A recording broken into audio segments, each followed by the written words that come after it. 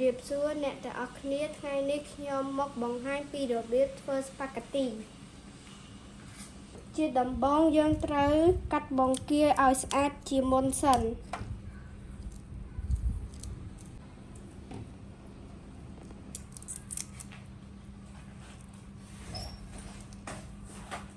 ឡូវនេះយើងបានសម្អាតបង្គារួចរាល់ហើយយើងត្រូវដាក់បង្គាចូលក្នុងទឹកដើម្បីស្អាតបន្ទាប់មកយើងត្រូវបើកក្រាសដើម្បីស្រុះស្ប៉ាហ្គាទី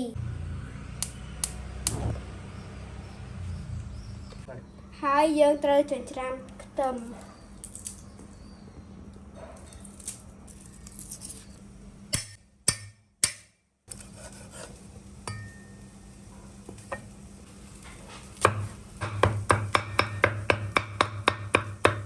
យើងត្រូវស្រុះស្ប៉ាហ្គាទី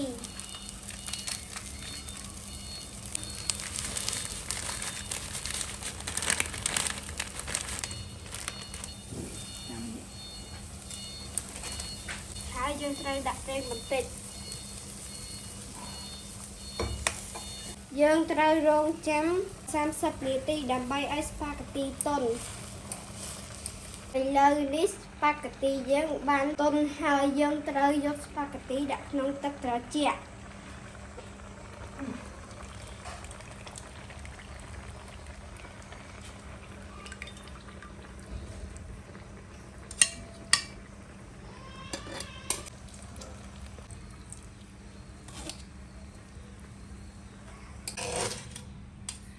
ហើយយើងត្រូវលាងបន្លែដើម្បីធ្វើស្ប៉ាហ្គាទី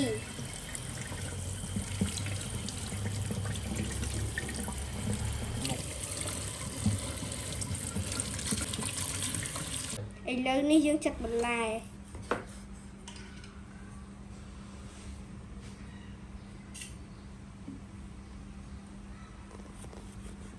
នេះជាគ្រឿងផ្សំធ្វើស្ប៉ាហ្គាទី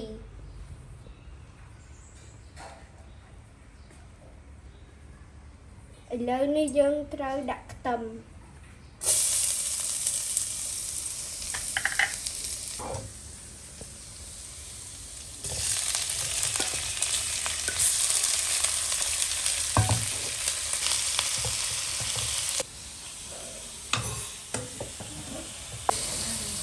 ហើយយើងត្រូវដួសបង្គាទុកសិន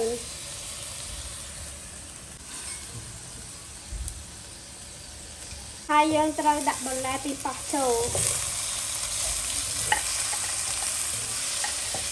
និងដាក់គ្រឿងផ្សំ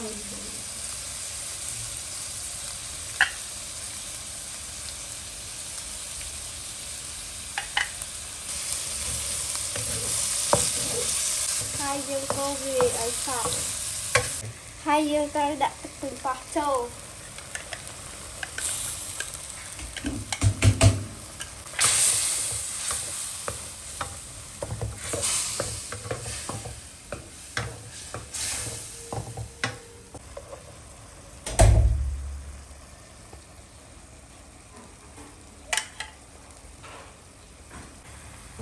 ហើយយើងដាក់បង្គាចូលបន្តិច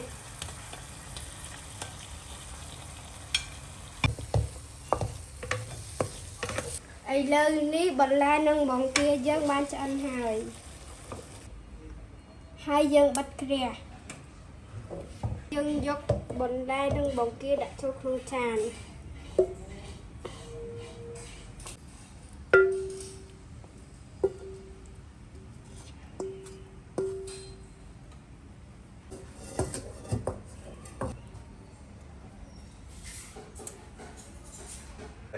ឥឡូវនេះដែរស្ប៉ាហ្គាទីរបស់យើងបានរួចរាល់ខ្ញុំនឹងយកស្ប៉ាហ្គាទីនេះទៅឲ្យម៉ាក់ខ្ញុំភ្លក់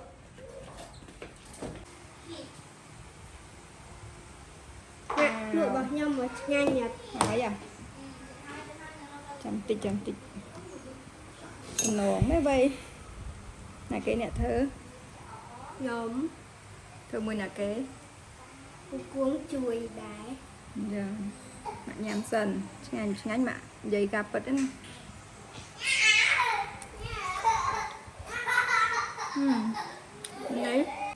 ឆ្ងាញ់វ៉ាវយេឆ្ងាញ់ញ៉ាំខ្លួនឯងសាកមើលឆ្ងាញ់អត់